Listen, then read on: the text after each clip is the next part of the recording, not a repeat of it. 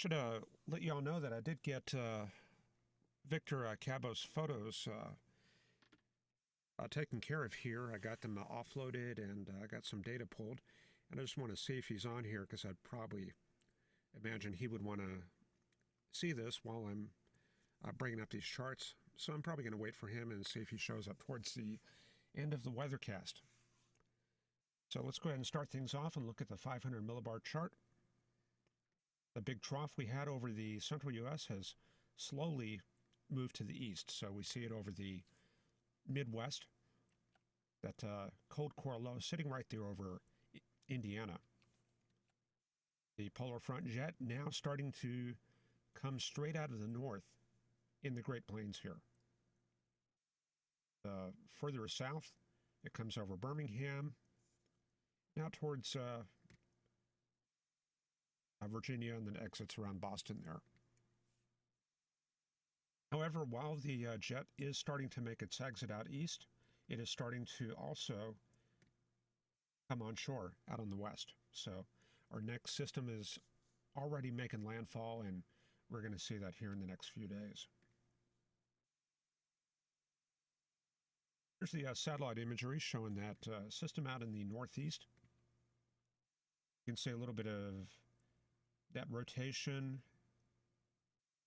Right now it looks like it's centered out over upstate New York here. Now this chart here, this was for 12Z. This is 6 in the morning. You can see it was centered out west pretty well, and now that has moved on off to the east. And where's the center of that? I guess I would place that probably around Syracuse, right around there. So in the wake of that, we've got good cold air advection coming in, and much colder weather. Then a look out on the west coast is our next system coming in. And you can see rain starting to come on shore around Fort Bragg and all the way down to the San Francisco area. Our jet stream is going to be running kind of like this. And along with that, the frontal systems are going to be shaped like that. So here's the downstream ridge, the upstream trough, and the low itself is going to be pretty much about halfway between the two, and the fronts will be oriented out towards the warm sector on each side. Anything north of that, that's going to be mostly in the realm of the occluded front and the occlusion, and the main cold core system located right there. And this looks like maybe kind of some sort of band out ahead of it. Probably just a little upper level moisture there. And looking at the thickness, here's the chart for this evening. Fronts are looking like this. Warm front starting to approach Portland, Oregon here. And the occluded front will be up north into Vermont and across Ottawa and down towards the occlusion in upstate New York. So not completely out of the picture for New England, and they're getting some pretty good isotropic lift out over Nova Scotia and Maine. And you see the triple point located right there around Boston. Here's the triple point. That's usually where you're going to get your worst weather, and that's the best location for any baroclinic development, because here the good moisture and warm air, it's closest to the strong upper level dynamics, the stronger winds, and closer to the colder temperatures aloft.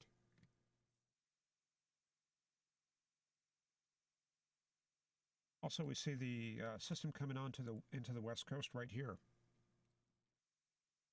Got our cold front shaped like that, almost to the San Francisco area. There's our warm front right there across, looks like Sacramento to Reno. Then the occlusion wraps around like that. And across the central U.S., we're pretty much dominated by high pressure. This is, you can see the thickness lines, you see how these run right through the center of that high pressure. This is a baroclinic high. And that's different from a barotropic high. A barotropic high would be like the Bermuda high. You'd find very little of these height lines in the middle of a high like that. And another example would be high pressure in the source region, like what we have way up north here in the Arctic. We've got, just ignore all the H's here. It's easy to get distracted by that. And look at the actual contours. You can see this high way up north. See the 1028 and the 1024? You see how there's very few thickness lines running through those. There's maybe one here, and pretty much nothing out here. So this is a barotropic high, a high pressure area in its source region. So this is a baroclinic high here. So there's advection on either side. And that best describes a high pressure in the wake of a frontal system. Usually there's a lot of modification going on in a high like that as it moves southward. And eventually this gets absorbed by the oceanic highs out to the southeast. Okay, let me see, before we get much further, let me check in on chat here. Okay.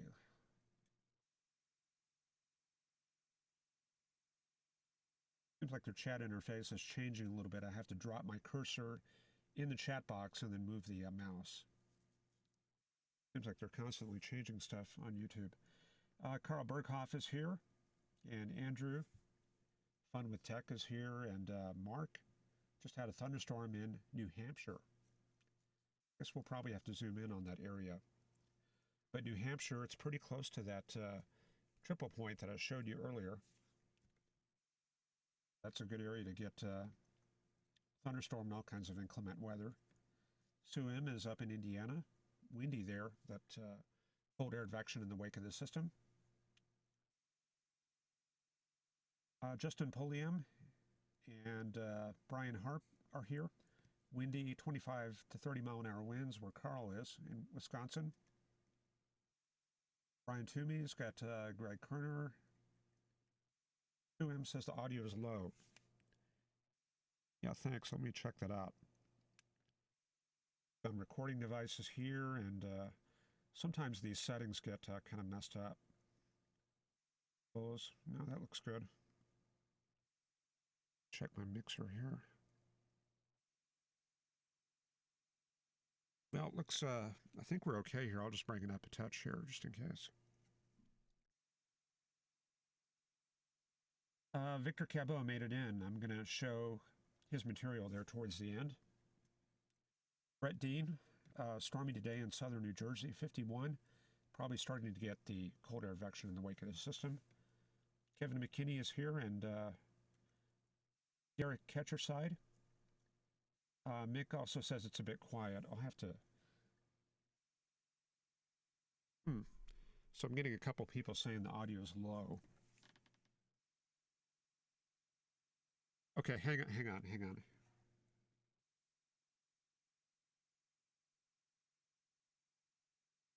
Got a couple settings that are a little bit off here. Hold on.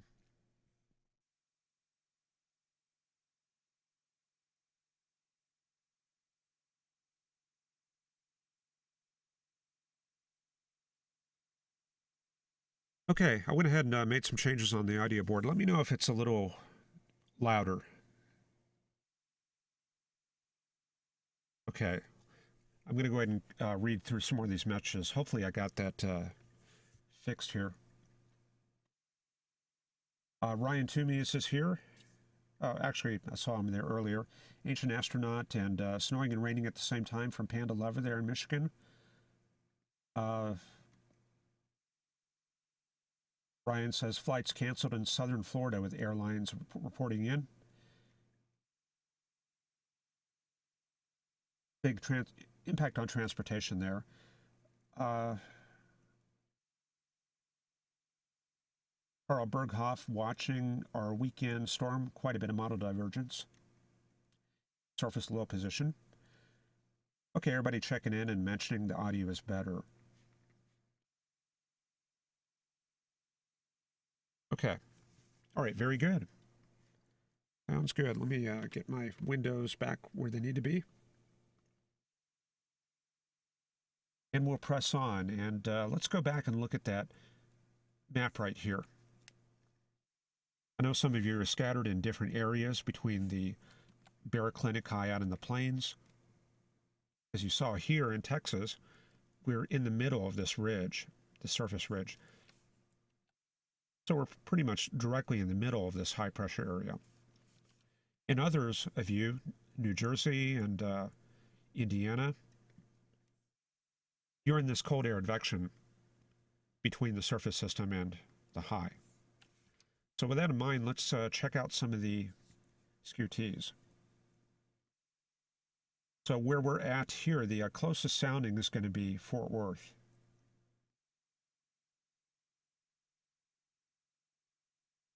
Here's the Fort Worth sounding for right now. So we see very warm temperatures aloft. In fact, here, this looks like the top of the air mass, up at a height of 14,000 feet. A very deep cold air mass. So above that, this is the, I guess I would call it the non-polar air, probably part of the tropical air, because you can see the tropopause very high up here at about 40 to 41,000 feet.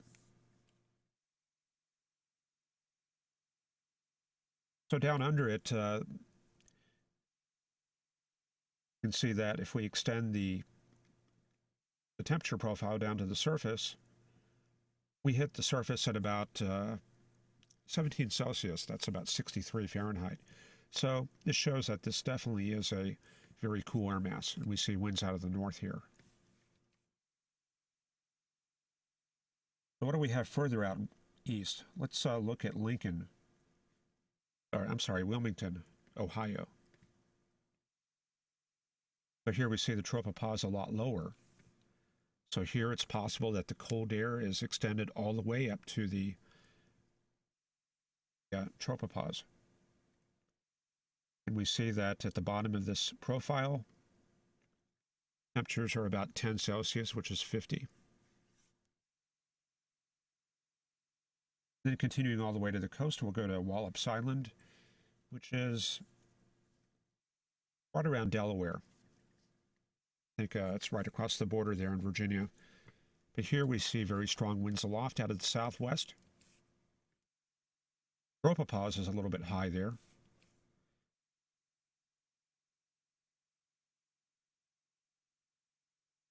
This looks like a sounding for this morning here. And I'm trying to figure out what... I think this is... I'm trying to figure out where the front was. I think the front was still approaching at this time, because this looks kind of like a frontal inversion here, and the column looks kind of warm. So you see we extend that down and we get about 20 degrees, which is 68. Let me move over to Dulles Airport.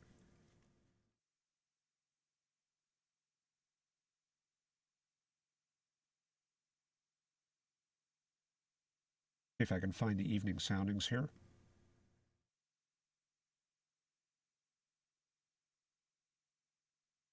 Okay, so here's Washington, D.C. You can see the base of this is about 12 Celsius, which is about 52 Fahrenheit. Very cold profile. And the tropopause is pretty low, about 29,000 feet there. And then let's take a look at the New Hampshire area. And for that, I'm gonna go to UCAR and bring up their surface charts.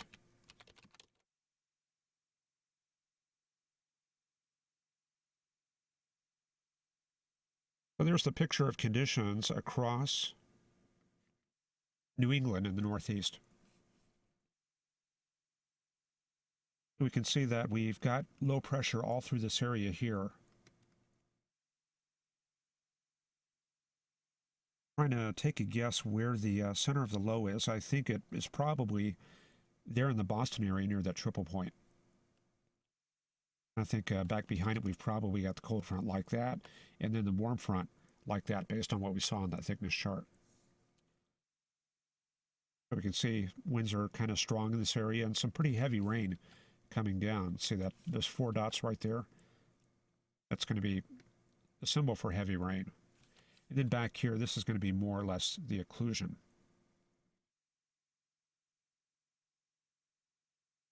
So we can try to take a look at a sounding in this area. We do risk the sounding being contaminated.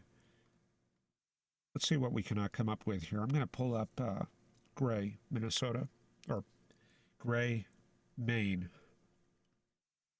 Okay, so there we go. So that'll be just north of the warm front, and we see that the flow is out of the south. And near the surface, it's out of the east right there. So a pretty strong difference in the low levels, and that's due to the front being the top of that air mass. The frontal inversion there is at about 5,000 feet above the ground. So below that, winds are out of the southeast, shifting to the east. Above that, they're out of the south. So up here is where most of the rain and bad weather is being generated.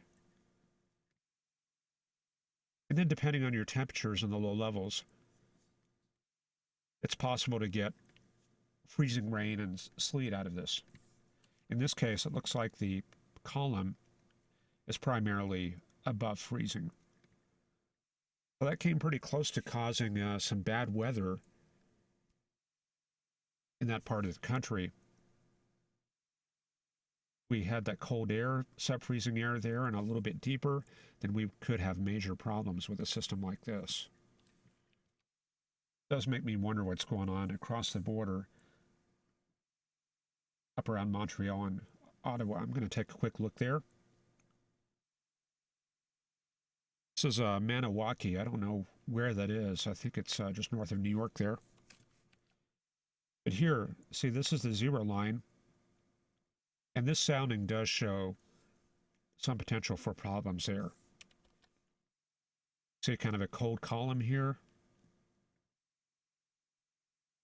But fortunately, this is a very deep sub-freezing layer, so instead of freezing rain, the most we would see out of a warm rain process like this would be sleet.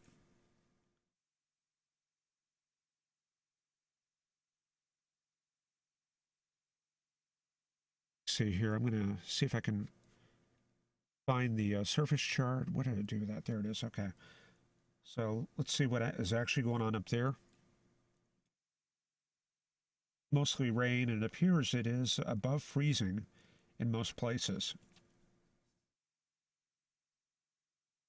So, okay, Maniwaki, trying to place that where Maniwaki is. Let me take a quick look on Google Maps.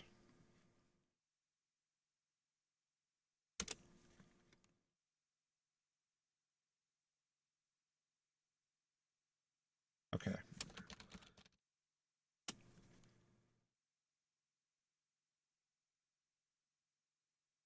It's not often that I go up into Canada, so I'm kind of curious what is going on up there in Canada.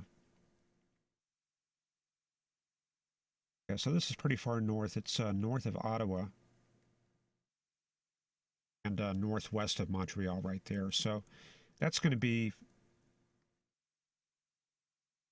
way up in this area here. So even down at the surface, it looks like it's pretty well above freezing there.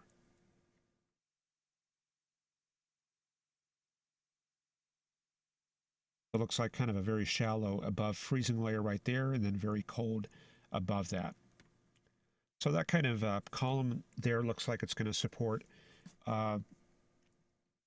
mostly sleet, but depending on how deep this is up here, then we could get snow out of something like that right there.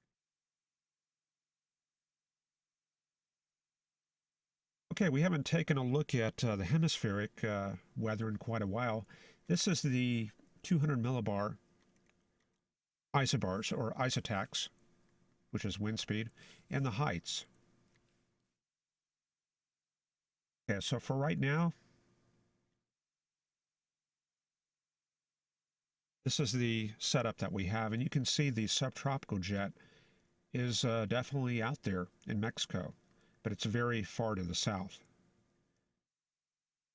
But you can see even there at Brownsville, they're getting 70 knots there. So if there was anything down in Brownsville to get storms going, we would have the bulk shears in place to support severe weather there. And then the changes we're going to be looking at over the next week or so. We can see the subtropical jet makes its way into the Gulf. Here's the height falls off the west coast, and a pretty good jet coming on shore there in the west coast.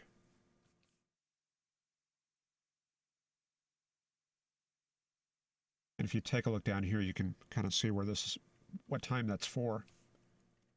Okay, so Saturday and Sunday, increasing flow coming onto the west coast.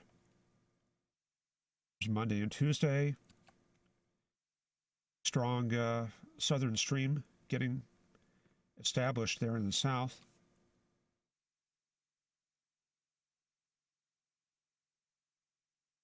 And going into Thursday and Friday, like pretty good trough getting established there out on the west coast.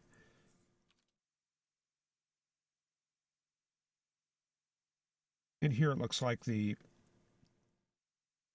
polar front jet and the subtropical jet kind of come into phase right here. So that has the potential to bring a lot of bad weather onto the west coast. See things really pick up here, 130 knot jet, and probably this is tapping some very deep Pacific air there.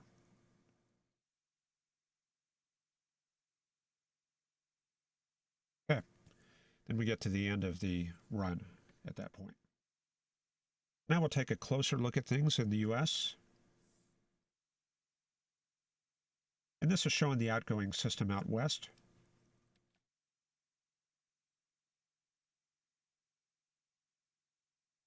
Okay, so this is where the polar front jet is located. So we're looking at the fronts, kind of set up like this. So New Hampshire, pretty close to the triple point, and anything out in this area, that's going to be the occlusion itself. Okay, so moving forward, we see northerly flow across the central U.S., bringing down some cold air. Our system out east departs. And now we start looking out west. Looks like our first wave is going to work pretty quickly across the Rockies. Here's Sunday. Sunday evening, or Sunday afternoon, we're looking at a polar front jet making its way into eastern Nebraska and western Iowa here. So yesterday we were kind of looking at this area for possibly some severe weather. We'll take a look at that in closer detail with the NAM shortly. So that'll move on off to the northeast across the Great Lakes. Not affecting Texas very much. You can see maybe one little weak wave moving across there. But and the other thing, the height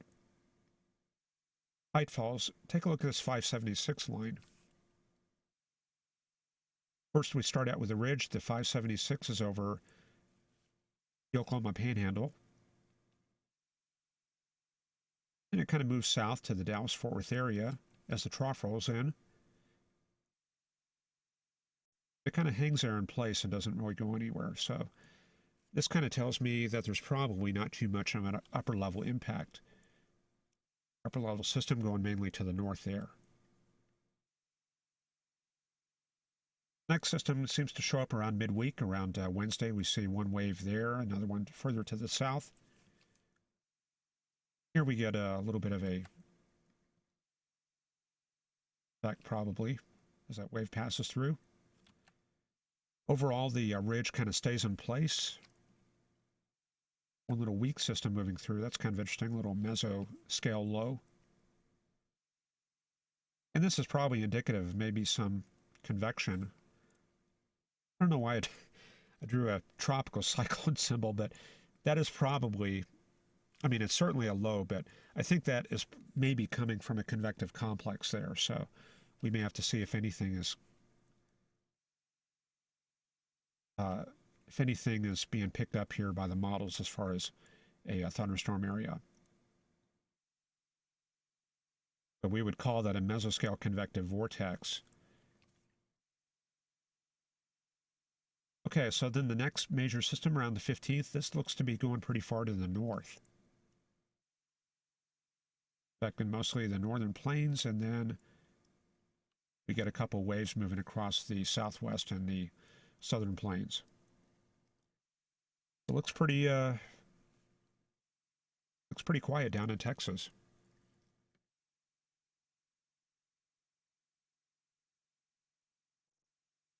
Okay, so for our forecast, we're going to start out with the NEM, and we're going to look at the conditions out in Nebraska and Iowa.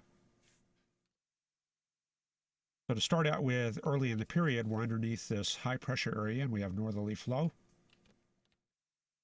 Things remain pretty quiet, then we get a wind shift, and winds are out of the north by later Friday.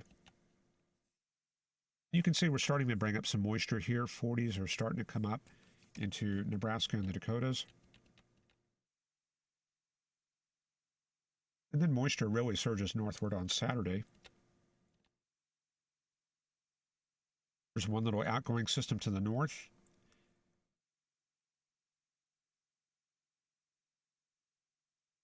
And then we see what looks like possibly an MCS getting started out in this area here, southern South Dakota.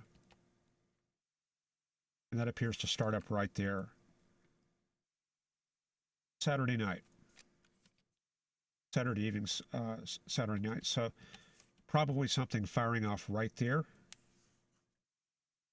Northeast Wyoming, and then moving eastward overnight.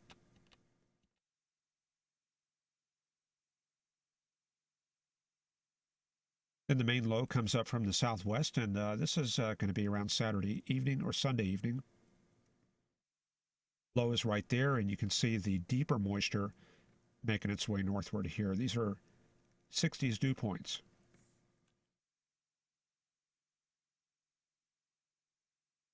So based on this, probably the best chance for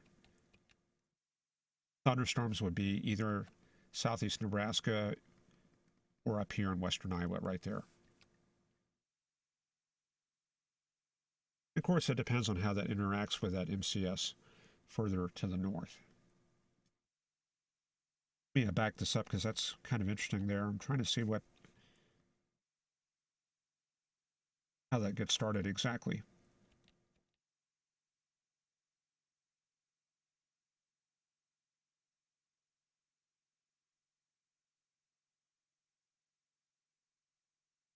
Yeah, because I can see a very weak trough through here.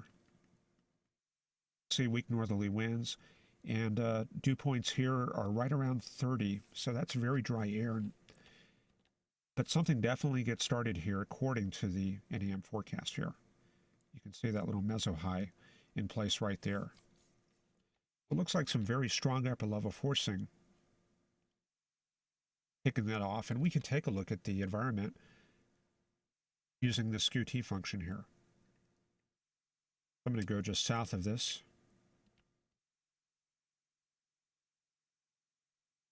And this is going to show us the sounding in that environment.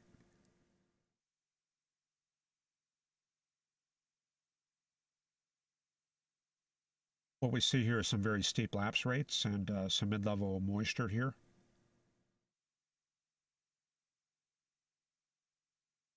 As far as our instability,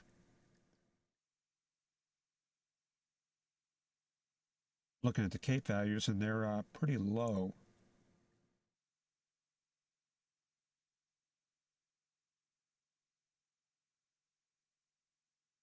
Okay, So this is all not exactly conducive to development. I'm going to go a little bit further and maybe place a sounding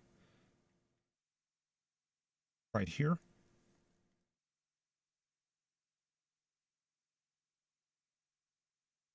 Models are really intent on kicking off something there, and I'm trying to figure out why. I think maybe there's probably a little bit of moisture in the mid-levels, and maybe just enough CAPE to get something going in that area right there.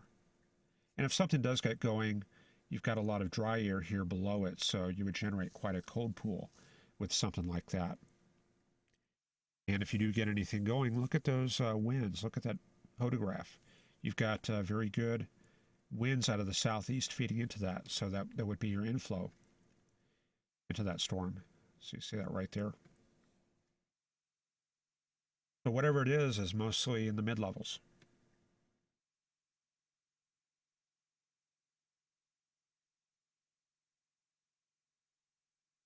Here's a quick look at the composite reflectivity.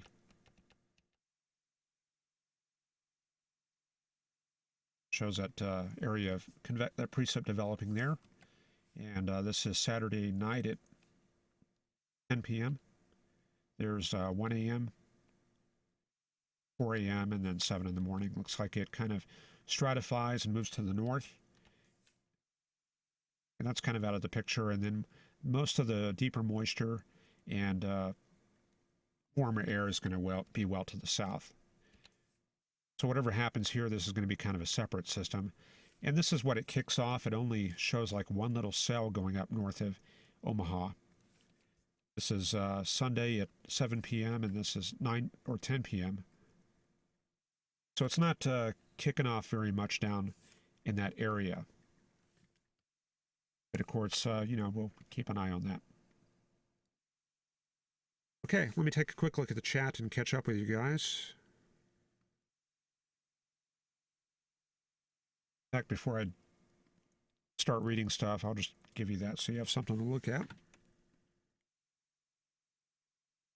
Okay, had some hail in Virginia from Thomas Copeland there, near the Charlottesville area. Nothing major, but caught him off guard at work. Moderate to heavy rain in New Hampshire from Mark. All of Ryan's Northeast flights have been canceled today. I think, Ryan, you said you worked for the airlines there in Florida, or you have to fill me in there. Oh, in fact, Fred asks, he says, are you a dispatcher, Ryan? Most important storm and the strongest in California, all eyes on there, from Ronald. Ryan says, business owner operator in Florida. Okay, excellent. And he works with private pilot operations there. Okay. Ronald wants to see California. Well, California is still a little ways out. We'll probably try to focus on that tomorrow. Oh, yeah, maybe I could show you a little bit tonight while we're at it. But yeah, Carl, you do have a point. I do have to cover a whole lot here. So I'm always going to be forgetting somebody's weather. That's just how this model cast goes. But let's go ahead and just move out very quickly, and let me show you California. And a good starting place for that is going to be with the SPC charts. And let me bring that up here. I'm going to change the sector and go out west. So, mostly just a lot of showers out here, as you can see. The storm system itself is well off the coast at this time. So, Northern California, most under the influence of this pressure gradient that's east of or west of Sacramento.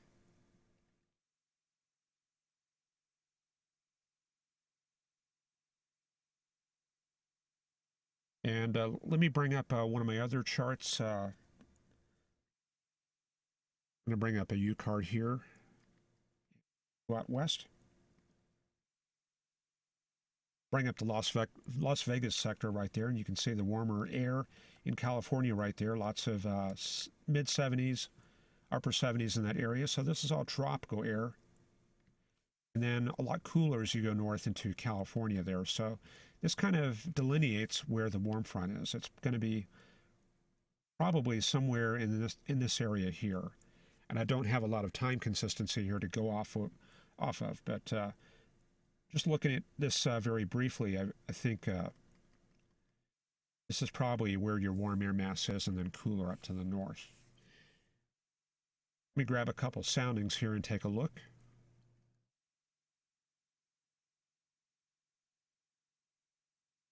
Let me remove a couple of these charts here because I'm kind of getting lost as I go through these.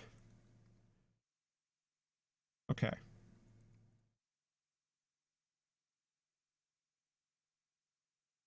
Here's Oakland.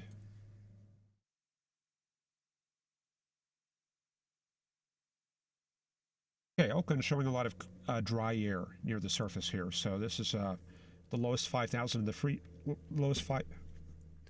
Hold on a second. I'll be back momentarily.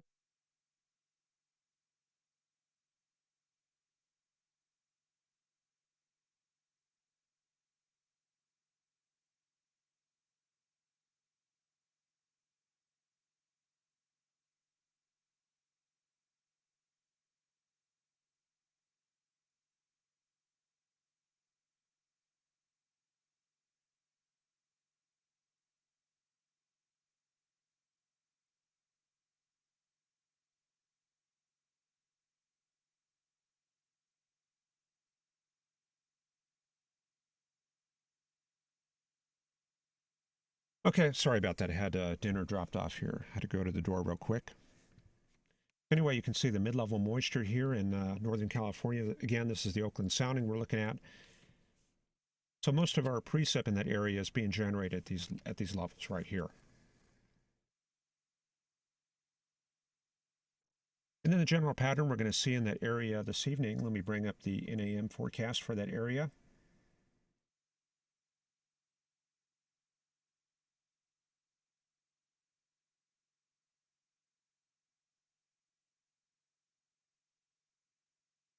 Okay, so here we go. And this shows the system coming onshore.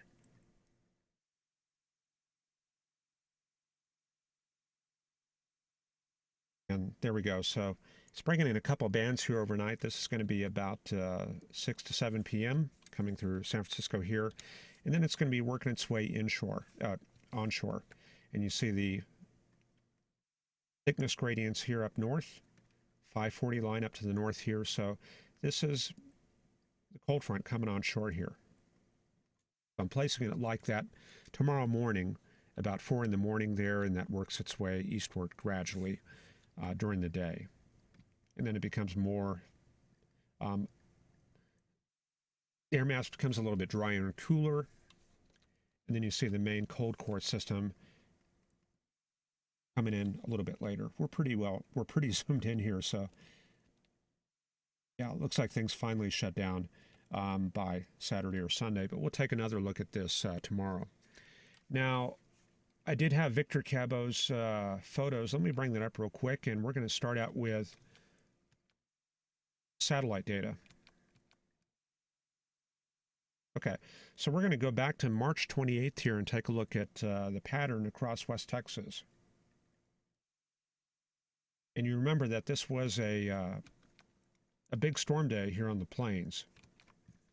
Hang on just a second. Let me bring up the program. It has all the maps, and here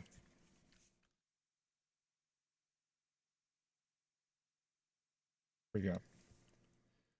You can see we had a moderate risk that day.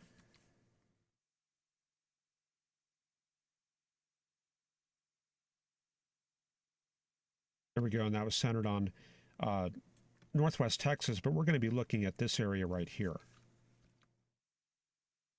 Okay. You can see we had a lot of thunderstorms, and this all here was the tail end of that system. There were a few cells well down to the south. And we also had a couple watch boxes out. This was later in the evening, but we had a tornado watch in this area and a severe thunderstorm watch in that area. Okay, before I show you anything else, I'm going to take you to the radar.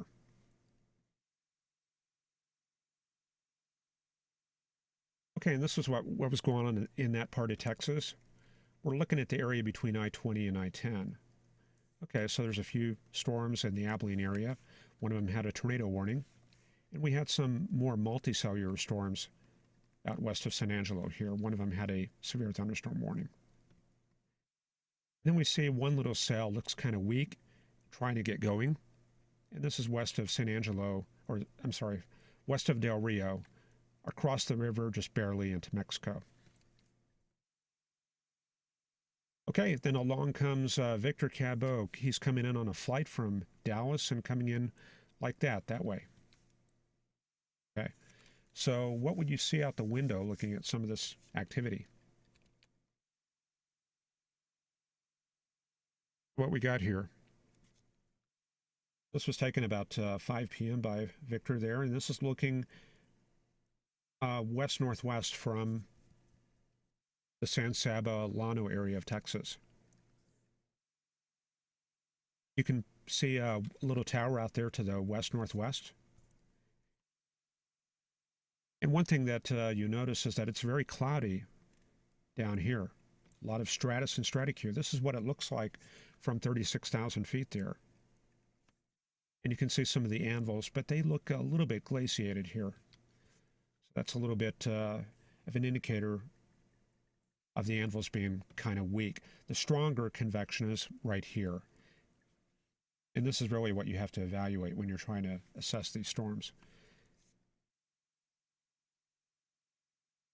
Okay. This is a close-up of one of the storms, and I'm pretty sure that this is the one west of San Angelo. And you can see this overshooting top here.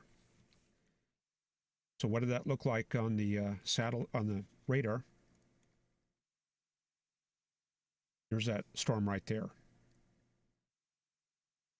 And what about that overshoot?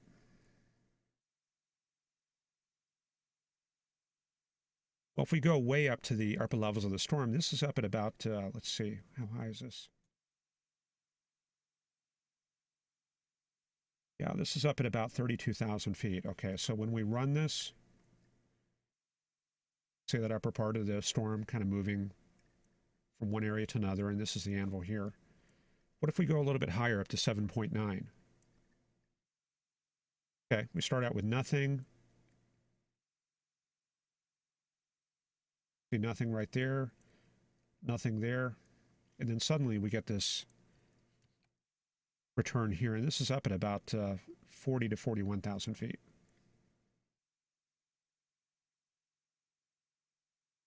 We had a little bit of a overshoot appear on the radar up at the scan, whereas 5 minutes ago we didn't have that. So that's the storm strengthening a little bit, and you can actually see it increase in intensity at that time, right as the back part of the storm moves through this area here. See it strengthen as it goes through that little period of intensification right about there. You can also see it on the base velocity here. So not too much of a circulation here. Then right about here, it seems to kind of pick up some strength, and that's when we see that overshoot pop up there. Then we had one other cell. This is looking off to the left. This is that Del Rio storm, and we're seeing this from about 50 or 60 miles away. And storm is located right here. The airplane is right there, and we're looking at it from a distance of about 140 miles to the tower itself where it's being generated here. So very good visibility up there. And down below, look at all that stratus and stratocure. That's the moisture that's feeding all this convection. And this kind of shows you the dry air you have above the low levels. Let me show you something real quick here, and I know a lot of you have a few minutes to look at this. I'm going to show you the sounding at Del Rio only a couple hours after these photos were taken. And I think it's good to do this because it helps you to visualize what you're seeing on these graphics.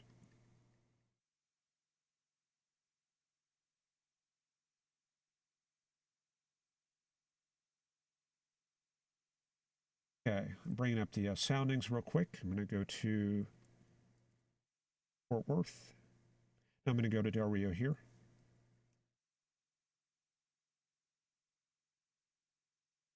Offered Del Rio, but Fort Worth is going to be pretty close, I think, here.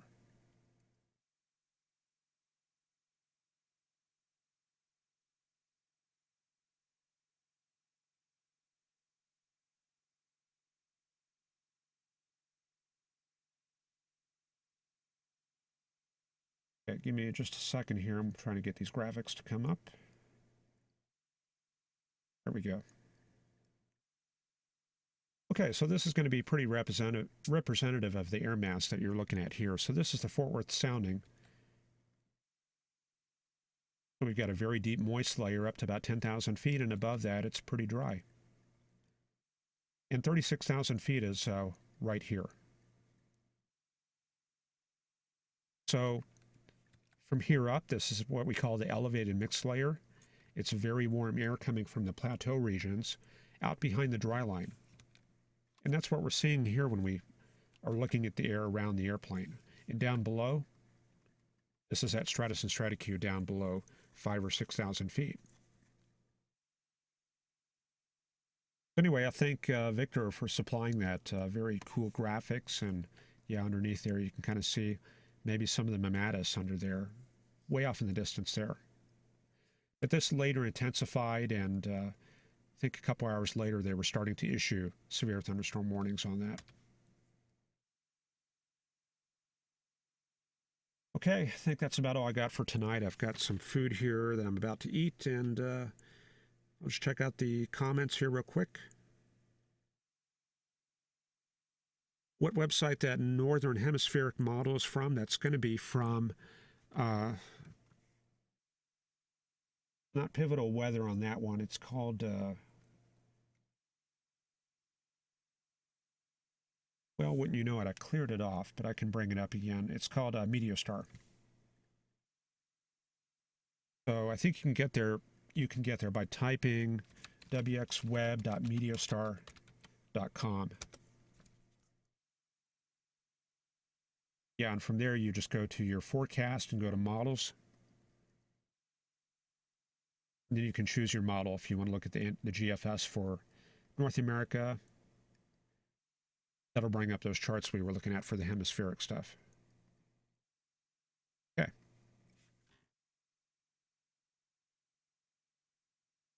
Yeah, a little bit of discussion about tornadoes and the photos, the Turkey Towers. Okay, well, again, yeah, I appreciate it, Victor. And if anybody has any photos they want to send for any of these webcasts, you can definitely do that. And Victor, if you get any other interesting stuff up in the sky, we can show you that also the same way. And Justin said, we saw that one storm on radar live, satellite video from the ground, and now video from airplane. Very well covered. Yeah, I love being able to see these storms in many different ways. And GOES-R and GOES-16, that gives us even one more way to check these things out. Okay, I think that's about it for this evening. I appreciate you all watching, and we'll see you tomorrow. Take care.